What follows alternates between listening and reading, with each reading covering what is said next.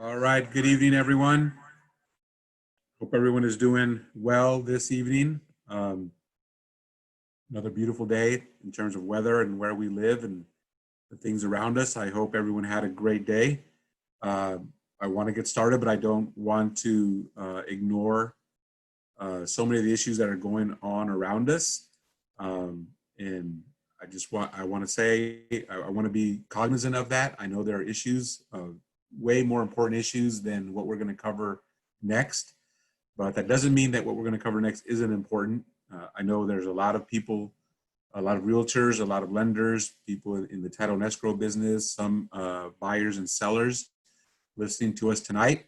And I'm going to talk about good news. And I understand the climate that we're in. I understand that there are some very serious things going on in the lives of millions around the country right now.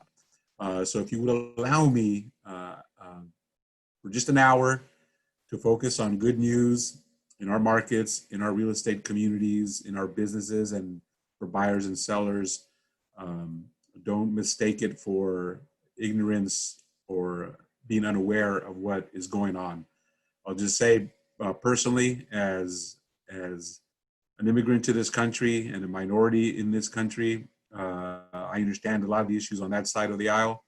As someone who raised his right hand 32 years ago, and swore an oath as a United States Marine to protect and defend this country and the Constitution from all enemies, foreign and domestic. I understand a lot on that side of the aisle also. So just want to say that. I'm not ignoring that. I want to sound upbeat because this is my job. This is my livelihood, and it is so for so many of you, and a lot of people are interested in what's going on in this business. So I'm going to ask that understanding of you as you listen tonight. If I'm positive, if I'm upbeat, I'm not ignorant of what's going on. But for an hour, let's focus on this, and then we'll get back to real world, real life after that. So with that disclaimer and that quick announcement, let's get into the Silicon Valley Property Report. What's going on in real estate in Silicon Valley, Santa Clara County, and environs. I hope to show you and share you. I've already said it's going to be good news. That's for all participants, in my opinion, and I hope to share with you that where that opinion is coming from, what I see, where we've come from, where we are right now, and where I see us going in the next several weeks and months. Thank you for joining us, and let's jump right in. So start with this: buyers and sellers are returning to the market. This is from Zillow's weekly market report. And it's pretty amazing. This week brought more evidence of buyers and sellers returning to the market as newly pending sales and new listings are up from the previous week. Inventory continues to be incredibly tight, and that's one reason why list prices are growing faster than they were in April. Like my mentor Gino Bafari used to always say, happiness is a small base. And that's part of it also when we've fallen so fast in mid-March. But growth is always what we're looking for. And that climbing back out of that low ebb, low tide is been really impressive and something really positive to look forward to and to continue. So leading that charge, I think, is buyer demand continues to show strength. Newly pending sales are up 40.8% from a month ago and 4.2% week over week. After a dip during the early days of the COVID-19 pandemic in the US, the week over week change has been positive since the 7 days ending April 15th. Now, if it's your first time on, I usually start with the national scope. So all of these numbers right now are national. It's kind of setting the stage, setting the scope as we drill down to our local markets. And you're going to see there's a pattern. There are significant and certainly changes and differences in magnitude, but not in direction. The direction is positive, starting nationwide, statewide, region-wide, and in our local markets. As we just said, inventory remains extremely tight, especially with sales activity increasing, but the new listings have turned the corner as more sellers are entering the market.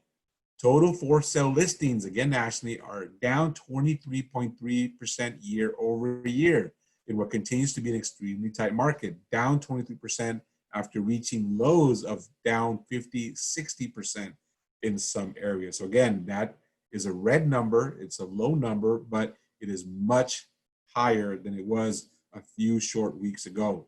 New for sale listings remain down 17.8% year over year, but more recent numbers show more sellers are putting their homes up for sale. They're up 37.8% from last month and 7.2% up from just 1 week ago. So while in a normal year, beginning of June, mid-June is when the selling season starts to wane, starts to go down as graduations happen, summer season starts to happen. That was kind of forestalled this year. We had a massive dip after a great start to the year.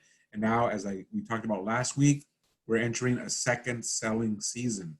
Really, really important. It doesn't happen often. We're not used to it. So it's really important that we're aware of it, hyper aware of what it means, how long it'll last, and what's the magnitude.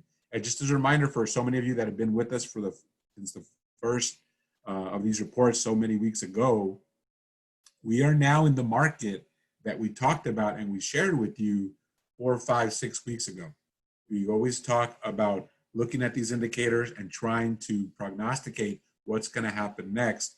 And for those of you that have been here, you know we're exactly in the market we predicted.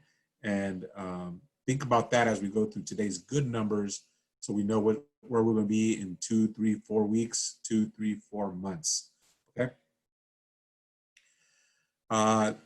When we talk about the lack of inventory, I want to make sure that you pull back your vision from just the last 50 days and understand that this tight inventory is something we have been experiencing for a long time in the market, and especially in our market. The trend started long before COVID-19.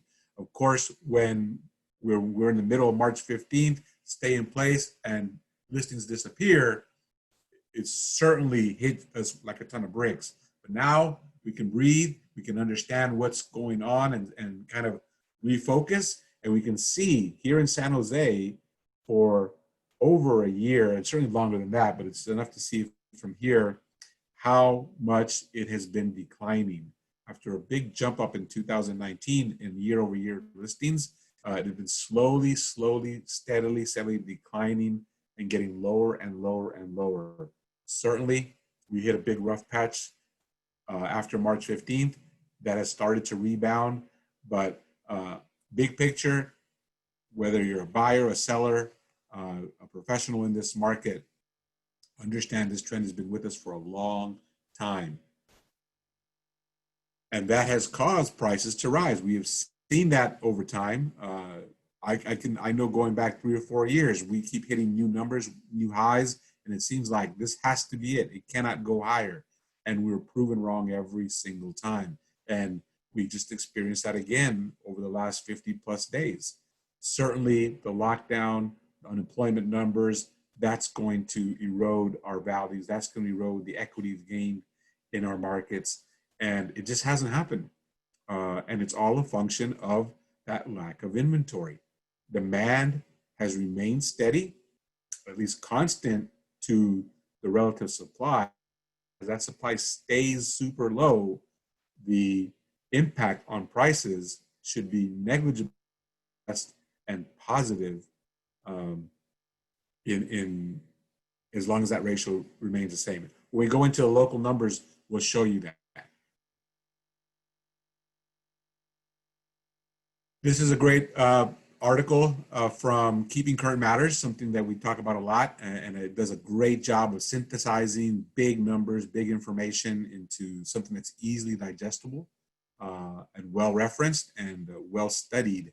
And I think it's really, really important now, especially for the next several weeks as we kind of have this second mini selling season, as our inventory starts to rise. We're going to see that it's still a healthy market in the sense that, as we talked about 3 or 4 weeks ago, it's a great market. It's a much smaller market. It's a much smaller pie that we're all sharing. But because it shrank in all areas at about the same rate at around the same time, the ratios stayed the same and prices and equities have held up. But this is important here. As we enter the summer months and work through the challenges associated with the current health crisis, many are wondering what impact the economic slowdown will have on home prices. Looking at the big picture, supply and demand will give us the clearest idea of what's to come. Making our way through the month of June and entering the second half of the year, we face a chronic undersupply of homes on the market. Again, this is national. It's true everywhere. There's very limited, a few places across the country where we do not have an undersupply of homes on the market. And it's a chronic problem here in Silicon Valley and the Bay Area. From Robert Dietz, Chief Economist for the National Home Builders Association, which, by the way, issued a really positive report looking forward today. It's not referenced here, but something you might want to Google. As the economy begins a recovery later in 2020, we expect housing to play a leading role. Housing entered this recession underbuilt, not overbuilt.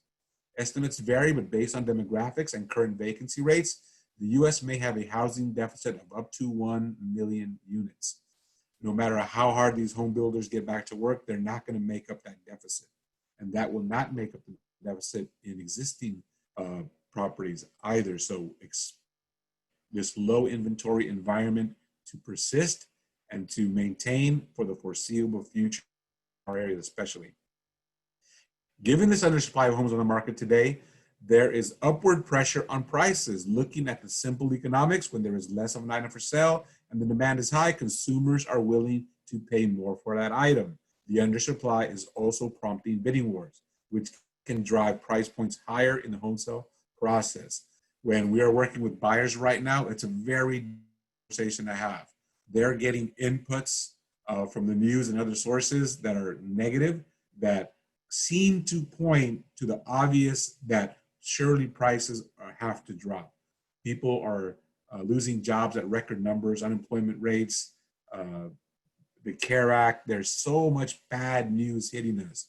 But when you really focus in and just concentrate on the housing market, it's really not affecting us.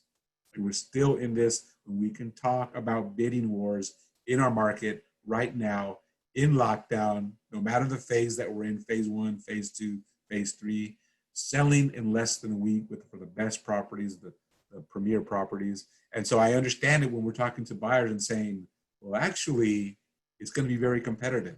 And if this is the one you like, you have to be ready to move. And you have to be very aggressive.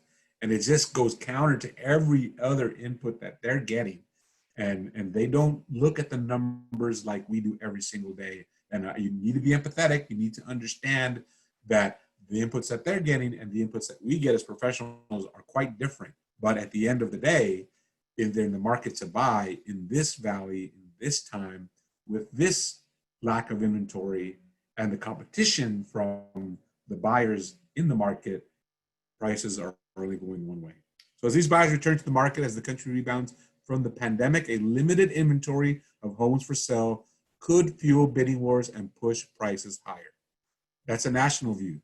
That quote in the Bay Area, eliminate the could. The bidding wars are here, especially for the premier properties, and you need to be ready for it, and you need to understand big picture why that's still a great buy for the consumer that's looking to buy in these markets at these prices in these conditions. And we'll talk about that in a second. So here it is. Historically, 6 months of supply is considered a balanced market. Anything over 6 months is a buyer's market, meaning prices will depreciate. Anything below 6 months is a seller's market. We've been under 6 months, as you can see here, for a long, long time nationwide. And I can tell you, it holds true in the Bay Area and Silicon Valley. We haven't seen more than 3 months supply in ages, and nothing on the horizon is going to change that in the near term. This is a list of some really, really reliable sources on what they are thinking. These are updated. Some of you remember we showed this only like 4 or 5 weeks ago, and they were not this positive. But data is data, and the latest inputs, the newest inputs, are what they use to forecast going forward. And listen, March 15th to April about 5th or 6th, it was just constant barrage of negative news. economically, socially, everywhere, health-wise. And so a lot of these top sources downgraded their projections. Since around the second week of April, we've rebounded. And now they have those inputs. And now they're seeing, no, it looks great for home price appreciation, looking going forward the rest of this year and into next year and the following year. With the new inputs over the last 3 or 4 weeks, all of them are positive. And this is why I can say with a straight face, talking to a buyer and telling them about rising prices, it's a great investment. If it can handle what we've experienced the last 50 years, you have to fight to get in. But the second you become the owner of the property, a property in Silicon Valley, you are the one that gains from this gain in equity, this appreciation. Until you acquire the property, that gain is strictly for the current owner. So great time for sellers, good market, plenty of buyers for the inventory we have, and this long-term view shows still a great investment, great opportunity for buyers, despite the competition and the rising prices. Go in, take a good hard look. When you're qualified, when you're ready, you're going to be rewarded over time for your investment. A couple more indicators I've really been enjoying showing and sharing with you, the showing time index. Get early indicator, people get back out, they start looking at properties, and it's just been consistently moving back up. We've talked about V-shape, W-shape, all kinds of recoveries. In terms of showings in real estate and buyer interest in properties, complete V-shaped recovery back to higher than we were before the pandemic and just barely on the tail of where we were last year. So this is a great indicator. I've been sharing with you every week, great leading indicator for professionals and consumers, right? Show what the market is bearing, show what other consumers, other buyers looking for the same asset that you are, how they feel about it. Again, and this is in California. This is, I shared last week, New York, and it was still down 40, 50% over last year. So different areas are recovering at rates. Silicon Valley, California is recovering very nicely, and Silicon Valley especially.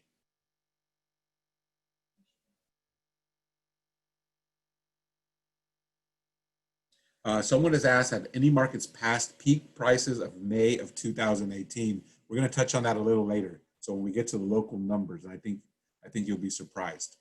But we'll get to that. Creation, here's another group, kind of new lead indicator on what the market is doing, kind of in our new environment, our new normal.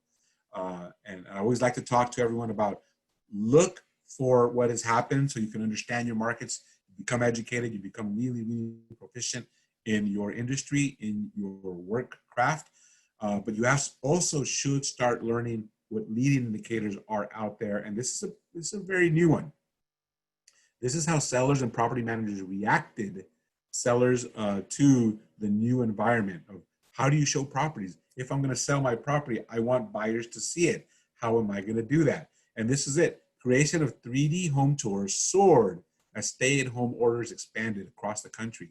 This is a real-time example, in my opinion, of the market adjusting to an external factor with an emphasis on existing technology and methodology.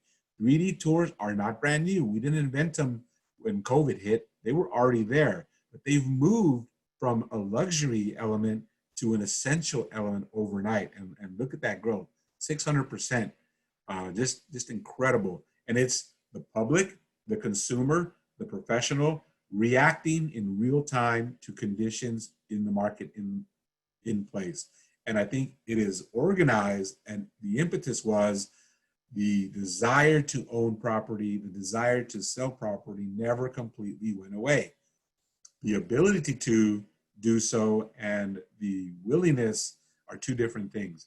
And both consumers and professionals alike found a way to do it. And this is something to look at going forward, in my opinion, so you can find out and see what's a leading indicator. What are people doing out there? Here's another one.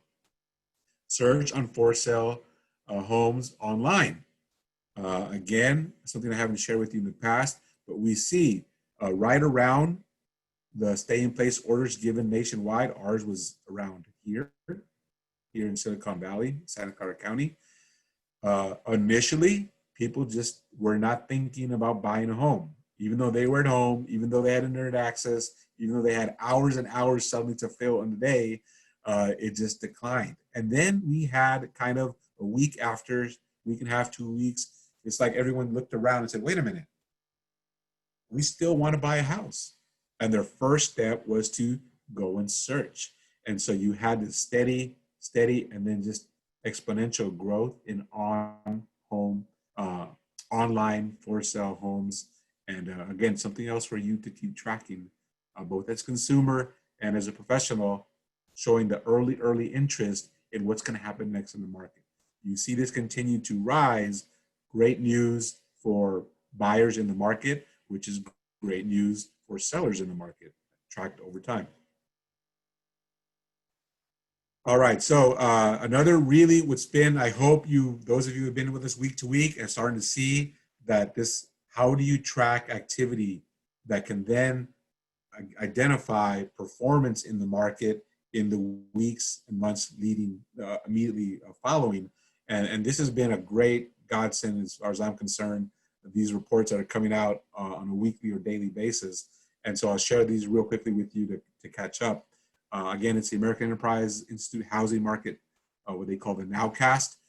You can see that it's far easier in our markets to see any jump in new listings. You actually see them, you drive by them, they're online, they're everywhere if you know where to look.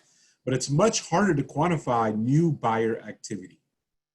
It's really a lot harder, right? But typically we wait for weeks old pending reports or months old sold reports and say, hey, wait a minute, the buyers are back. Let's get back out there. What does this mean to our market? We don't have to rely on that. Again, we still look backwards to make sure that we're solidifying our knowledge and that we were right in what we're talking about going forward. But to really serve the interest of the public and the clients and the buyers and sellers that trust us for our opinions, this is where we really have to master. What is happening next? And this idea of not only who's looking for homes online, not only who's applying for a loan, but when they lock the loan. And again, a reminder, that means they've been out looking, they see one they like, and when they write an offer, they get in a contract, they call their lender and say, lock the rate. I'm tied in, I'm gonna buy this, right? Really strong indicator of future market activity. And so just really quickly, this is like same story we've covered the last couple of weeks. In a continuation of last week's strong upward trend, purchase rate lock volume for the week of May 25th, the 22nd week of the year, up 19% from a year ago, providing further evidence that the worst of the near-term effects of the COVID-19 pandemic lockdown may be behind us. Purchase rate lock volume is back to its level from before the onset of the pandemic, which is important. But even more importantly, up 24% on average compared to 2019. So those of us in the profession, we know how strong and how rapidly the markets moved in 2018. And then we know that continued all the way through around late May, early June 2019. And then it just tapered off. It didn't fall. It felt like it fell, but it tapered off. It stopped growing and appreciating at the rate we got used to in the preceding 18 months or so. And since that time, compared to last year, which was still a great year, we're up 24% in purchase rate locks. That's an incredible number. In any year to be up that high, but especially coming out of where we were. Now, here's where we start putting some of the buts. We're gonna show you sellers dropped like a rock, units dropped right after March 15th, so did the total number of people applying. And we talked about on the listing side, there was a hidden inventory there. We showed, and I'll show you in a graph later, those sellers still wanted to sell. They just felt at the time conditions weren't right. A lot of buyers were in the same boat. So this is a strong number. As we're starting to get a lag in sellers that should have listed in March, April, and May into the market now, we are now seeing the same thing with buyers. A lag of buyers that would have been in the market March, April, May, coming back out. So this is astronomical, but we have to taper it and kind of adjust for what did we just go through. All in all, though, still a strong, strong positive sign for the markets going forward. Also, really important shift, a change in the mix of borrowers. We talked about this about 3 weeks ago, where there was a lot of issues in lending. A lot of jumbo went away, and both whether you were a very weak borrower or a jumbo, self-employed, that kind of borrower, that market kind of didn't want you right now. It wanted the safe, the solid, right down the middle of the road. Well, now we see it bounce back. You see the share of borrowers with the highest FICO credit scores now stands at a higher level than before the pandemic. The share of second homes sets a new series high, while the share of investments homes remain low. Repeat buyers are also coming back into the market, and the home price appreciation trend is back in that 5 to 6% range. So all indicators are showing really strong activity. A lot of them year over year, way higher than 2019. And again, big picture, bottom line, really positive for the real estate market, especially in the near future. No, we're still nationwide. Again, I'll show you when we're setting the stage and showing right now, we want to see this global images because the things that we were afraid were affecting our market were not local. COVID-19 was not local. Rapid unemployment was not local. The market shocks were not local. They were external. And so over time, if you've been with us, you've seen we start with what's been going on nationwide so that we can put everything in perspective. As you'll see, the scale changes often to the better benefit of Silicon Valley. But right now we're still in that, where's the 30,000 foot view? We're gonna get into in about 5 minutes, the local view. Here we go again, the purchase rate lock volume throughout the country. And we see again here in the lighter color, I believe that's blue, major shifts early in the year. Obviously, the pandemic hits, lockdown hits, and it drops dramatically. And here we are back rising again. This little dip is nothing to worry about. That's common around the Memorial Day weekend, and that's what we're certainly expecting this to remain above 2019 levels for the foreseeable future. If you're a seller, why is this important? We see a trend of more buyers coming into the market, more consumers there to see your asset, your property, once you put it on the market. If you're a buyer, your competition is heating up. If you're out looking right now, don't be afraid of writing a strong offer now before more competition comes in for a limited resource, which will only drive the price up. Talk to your realtor, talk to professionals, but this is the mindset you're going to have to be. Again, this is big picture. Start with that view. Once you get down into the house you like, see if there's anything that would offset these meta trends and affect what you would be looking at, okay? Over just the last 3 weeks, the market not only returned to normalcy, but was up substantially from weeks 14 to 18 when the average weekly year-over-year decline was 15%. The trend has continued into week 22, and again, highly likely it will continue to go through, I would say for sure, June, and good thing we follow it week to week so we can make sure, but June for sure should be a strong selling season, and we should have enough momentum to take us through parts of July.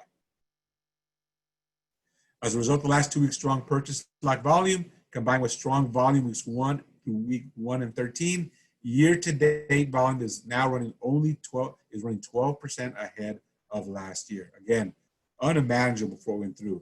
I do think part of that is large gap, people moving quickly back into the market. We've talked about in past weeks about pulling demand forward. We had an abrupt stop in the demand, and now I think we're experiencing that pulling that demand back in and pulling it forward. So that has implications for 2-3 months from now. Again, my position is we only have a certain number of buyers, give or take, within a given time period, let's say in a given year. As we pull them forward in January, February, first 2 weeks of March, and then we went away, and now we're pulling them back in. That does have implications for later in the year, and we'll talk about that going forward. But for right now, next week's, this is the environment you're going to be in. And again, this is just showing home price appreciation. It was bad news for several weeks and now shooting right back up. Well, again, the long-term view. And we talk about this all the time in real estate. When you have the long-term view, when you have the 5 to 10 year outlook in owning a property, it's almost impossible to say it's going to lose value. And again, going through this really abrupt shock where when you're in it, it seems, yeah, it makes sense. Properties are going to decline, values are going to go down, indicators are all pointing down. And then a few weeks later, we're back on the rise, back headed where we have been for the last several months and weeks and years. And then started getting into the micro data here locally. Great news all over the country, but especially here in Silicon Valley, in the Bay Area, Santa Clara County. Here you see San Francisco and San Jose. Their home price appreciation index, strong, one of some of the strongest in the country. Broken down by overall entry-level move-up, San Jose, strongest market in the country. Now that's important because what's the move-up buyer in our market? It's not 200,000, it's not 300,000. It's in that 900,000 to $1.5 million range. An incredible market, the meat, the heart of what we sell and what buyers and sellers are dealing with in Silicon Valley. And this is just amazing to show. Now, understand that home price appreciation year over year, this is still through fourth quarter 2019. So we've gone through some bumps and bruises, and we're going to show you how this is long-term, back positive, and still super strong in our market. All right, real quickly, again, places to look. Investors went away, and they're still not coming back.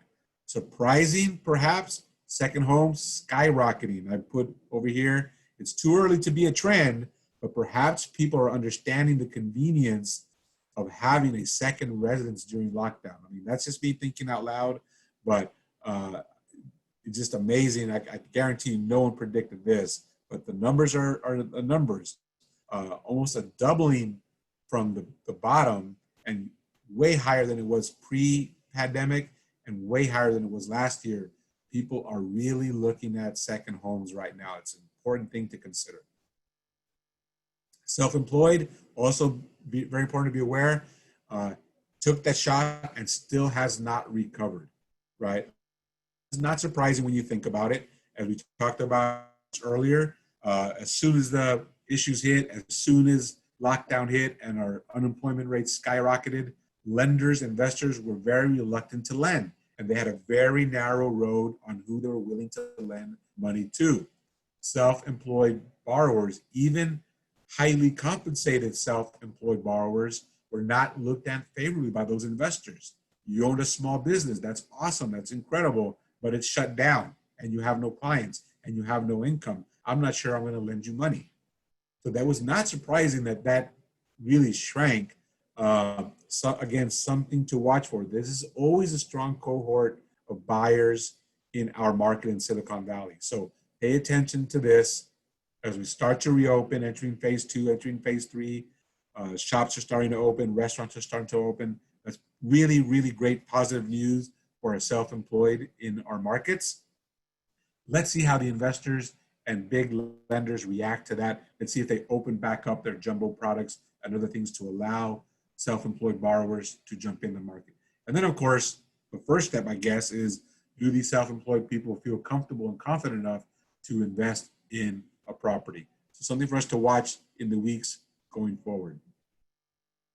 All right, so a lot of great news. This is a very difficult slide. I don't want to completely have you understand it. I just want a big picture. What this is describing, and it's important to understand, I referenced it a little while ago, this is looking at the year-over-year change in purchase rate locks for the first weeks of the year, and then tracking it along the last couple of weeks. And where markets that were hardest hit, lockdown first, lockdown tightest, they tend to be in these areas here and they are not recovering as fast as these markets.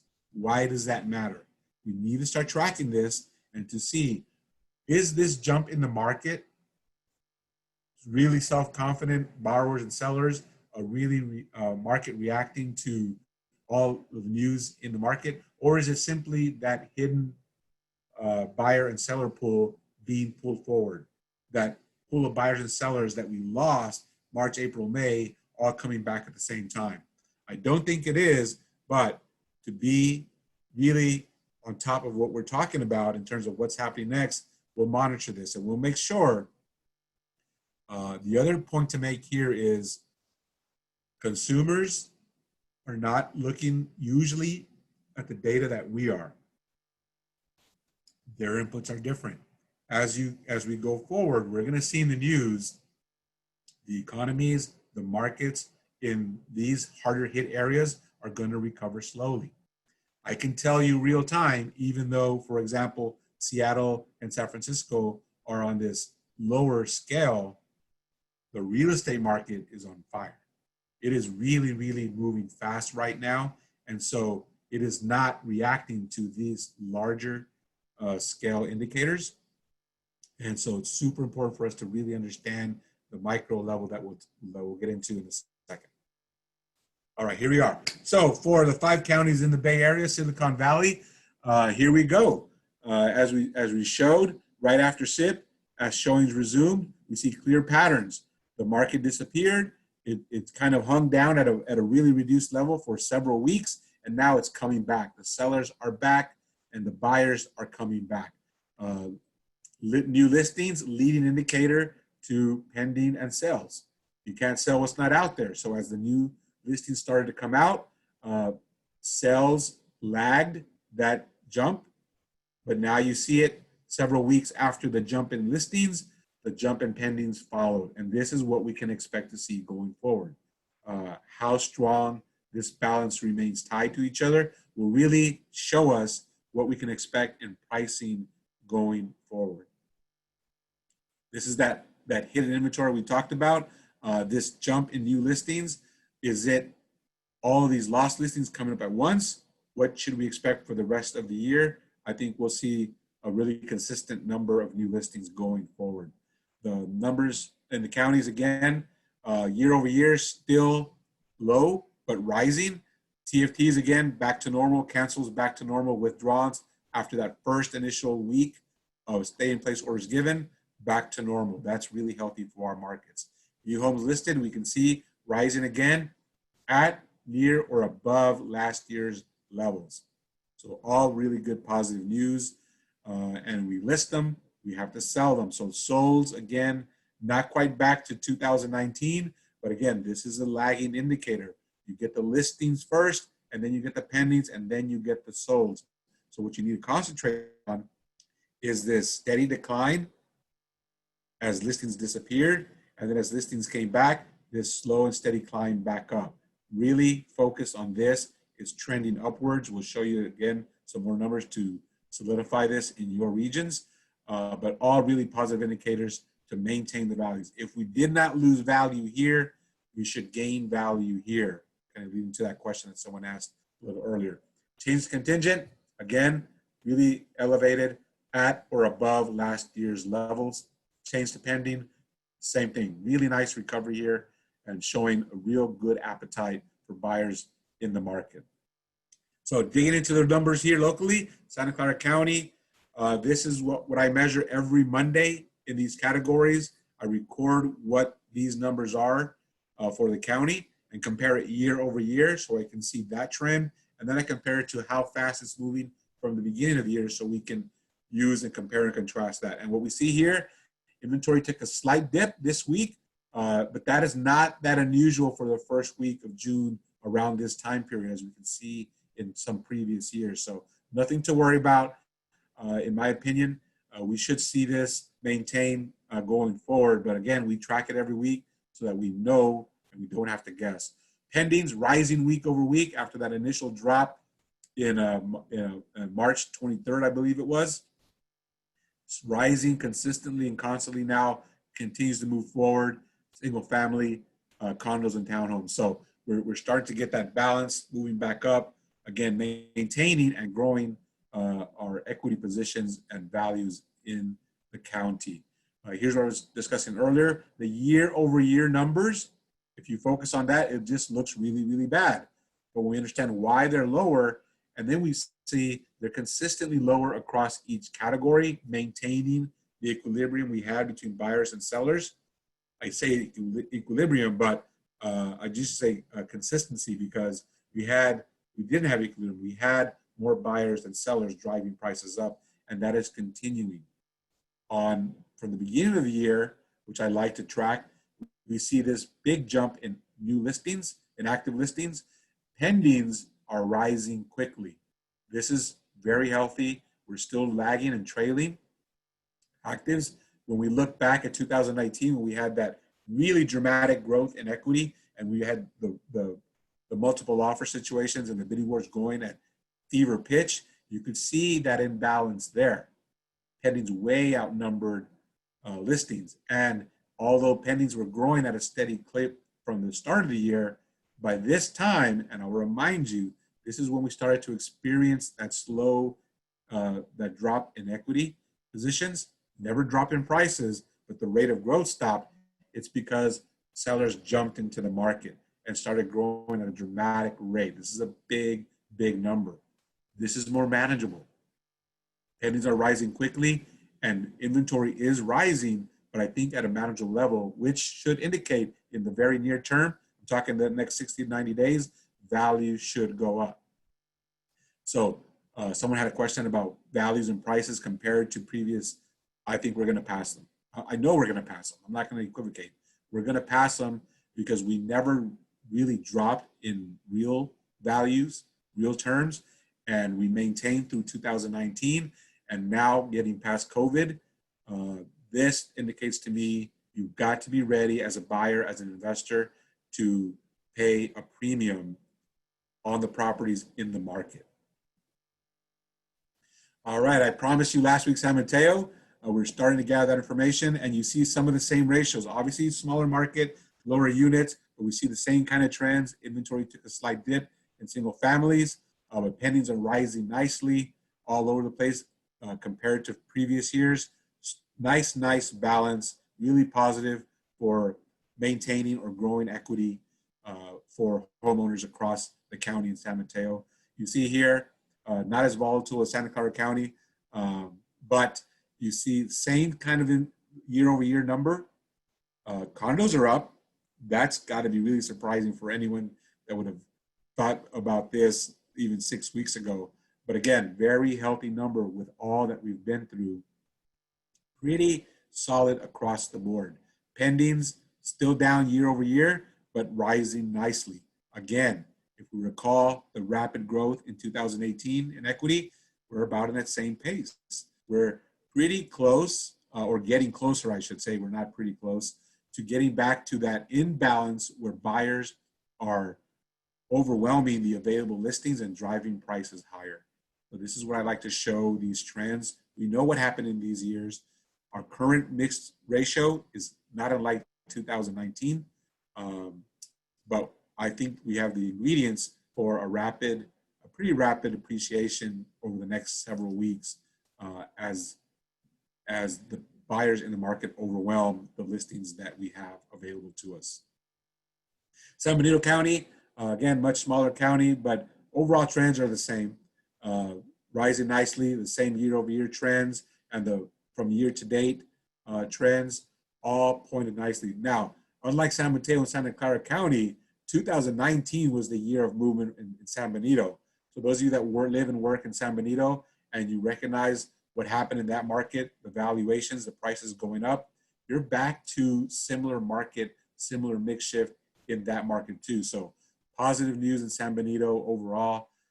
Every single one of those counties, San Mateo, Santa Clara, San Benito, all indicators point to tight inventory, rising, but still very low. Really, really healthy buyer appetite, buyers in the market actively looking despite the conditions, despite limitations, and driving prices higher. And I think we'll see new record highs in almost every one of these areas. Big and deeper, Santa Clara County, we've got the month-end data.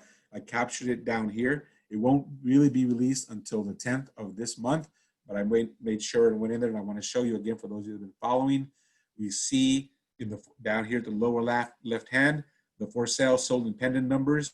For sale up 13% over the previous month, healthy number. Pendings up almost 90%. That is showing you how the appetite that the buyers have for the Santa Clara County listing. It's just amazing. And so if you're in the market as a buyer, this is what you're competing against. This is growing quickly, it's rebounding fast, and it will be there for sure for through June, probably through July. It will temper off later in the year, as it always does. But what you need, if you're a seller, you also want to understand this. Sold is lagging. This number will pop in June, as we shared with May pending numbers, how that went. But if you're a seller, you're going into a market full of consumers that want what you're selling. It's really important to understand. And so you're going into a really, really good market. I understand the limitations. I understand the issues at hand. I understand all the problems. And this is when I started. I'm not immune to all the bad news around us, but I'm talking real estate. And when I look at real estate, the news is exceedingly positive. It is exceedingly forward-looking, very competitive if you're a buyer, very, very inviting if you're a seller. I kind of put in these numbers here. These are the numbers. So you see inventory going up, for sale, the pendings popping back up. This does not happen in May. Usually May to June is a drop in pendings and continued all the way through till we have our next little bump late fall. So this never happens, and this doesn't either. This is that kind of double bump that we're experiencing this year. For buyers looking into this market, understand this kind of rise usually drives prices up. This kind of drop usually drops prices. That did not happen. Prices continue to go up throughout this. And now as the buyers come flooding back into the market, that's why I say be ready, be prepared, expect prices to continue to rise for the next mini cycle that we're entering into now. Combined days on market, again, very hard to judge right now. I'm going to skip over this and go to sold pending new listings. Again, if we're following the numbers, we're getting a second mini wave that we usually don't get in June, but it's happening right now. For buyers, sellers, professionals, understand it, know it, write it. The pending absorption rate based on pending sales. Again, I've been focusing on this every single week. Whether you're a professional or consumer, it's really important you understand it. Here we are for the county. End of May, we jumped back up to 82.8%. That would put it right around here. That would put it, if you look backwards, at one of the highest levels we've experienced in the last 15 plus months. What is absorption rate? That is simply a measure of how fast buyers buy whatever is in the market. How quickly do they absorb it? Above 33.3% and above, based on close sales, is a seller's market. So we never entered a seller's market, even through the worst of COVID-19. And as you can see here, when this is released, that May number is going to jump back up. And what I was showing you last week is these things don't usually jump from month to month. So it takes time. So as we had that drop from the peak in late February through COVID-19, it dropped as low as 15% in some areas, but by the end of the month, it had already gone to 82%. So when you see in this month, 49 to 80% in May, June should be hotter. I don't know if that's a warning or a promise, but pay attention to it. Closed sales lags the pending sales, but again, very, very strong.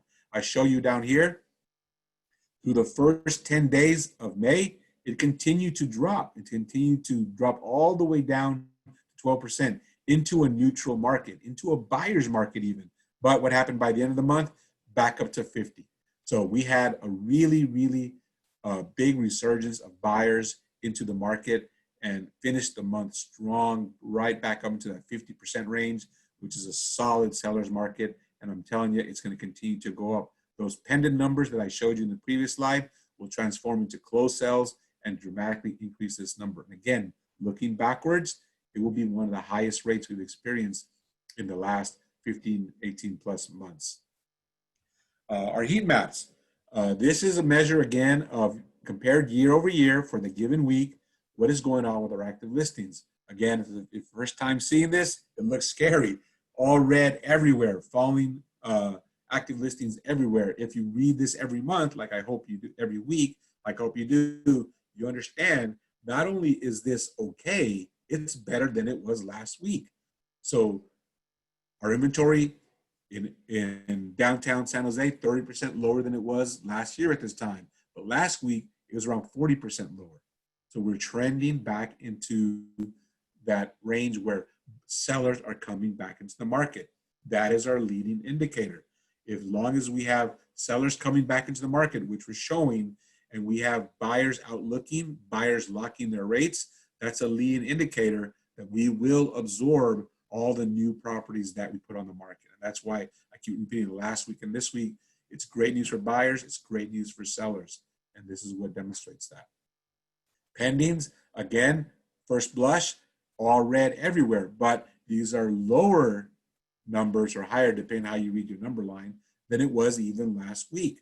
Pendings are growing strongly across the board. So in Cambrian, 20% over a year over year from last year. So if you're a seller here, you're loving it. If you're a buyer, it'll be worth it, trust me, but it's going to be hard. It's going to be competitive to get in there.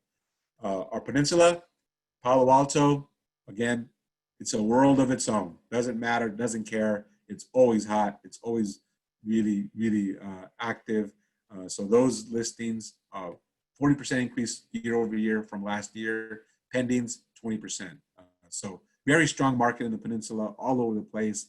Don't let the red fool you. They are getting better and better week over week. South County, Morgan Hill down 36%, Gilroy down 23%, but those are positive week over week. If you remember what I showed you last week, their pendings, man, amazing. What COVID, what turmoil, what unemployment, 14% jump year over year in Morgan Hill, 22% jump in Gilroy, right? So my God, if you're in those markets, you're fighting for your life in terms of writing offers and getting into the market. But again, big picture, long-term view, everything is showing great investment. It's only going to grow over time.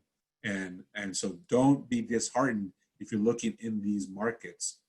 It's going to be you're paying a premium, but you're buying into a powerful equity growth vehicle.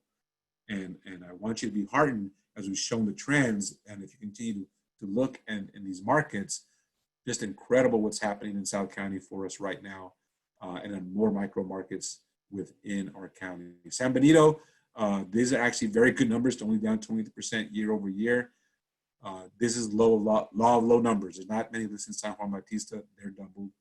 Ridgemark is down about half year over year. The pendings rebounding incredibly well, almost back to normal year over year.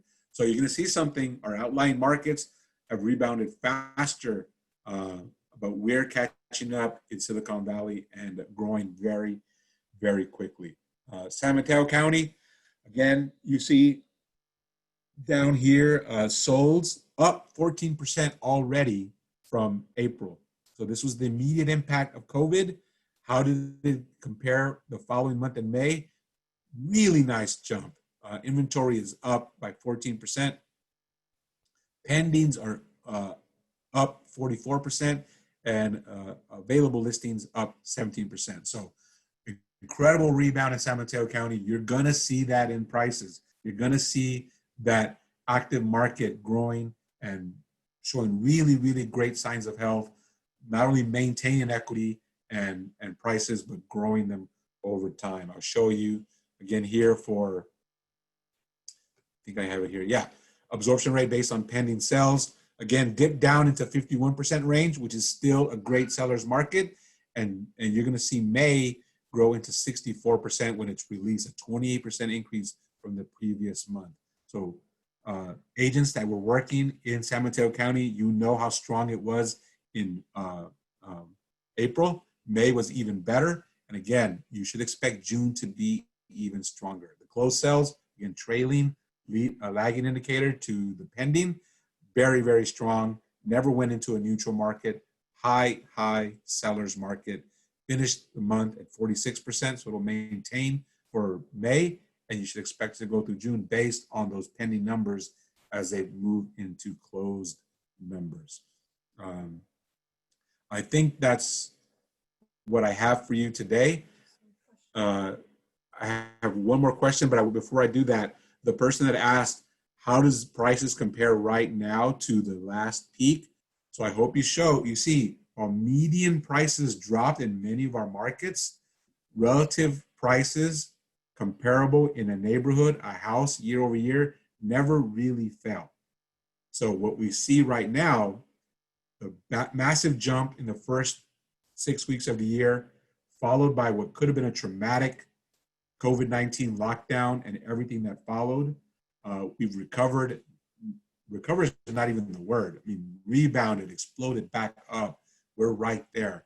And so prices, you should expect to continue to rise for the foreseeable future based on limited inventory and really strong buyer demand in all of these markets. Forget the bad news nationwide in terms of how does it affect the value of your holding. If you're a buyer, why are we advocating that you go in aggressively, go in smartly, and buy in now? Is so that you gain the equity growth that you're going to experience for the rest of this year. Another question that we had?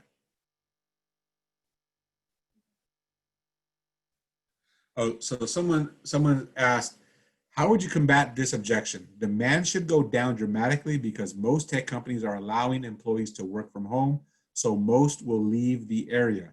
Well, there's a lot of conjecture out there that because a lot of tech companies, which is one of the primary drivers of our markets, are allowing people to work remotely. Well, I showed you what's going on in Morgan Hill and Gilroy. If you're in sales, if you're in a professional realtor, you know that trend, that move into that South County region has already been there for a long time. Again, too early to attribute that big jump that I showed you in Morgan Hill and Gilroy to that phenomena.